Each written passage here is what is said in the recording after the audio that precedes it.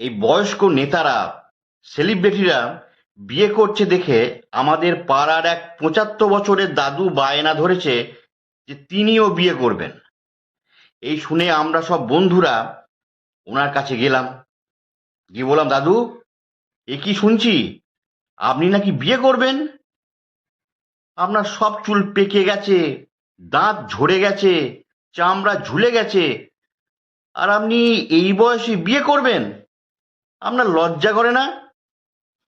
তিনি বললেন, ওরে, তোরা চোখের সামনে যেটা দেখছিস সেটা দিয়েই আমার বিচার করছিস, আর যেটা দেখতে পাচ্ছিস না তার জোরই বা কম কিসের?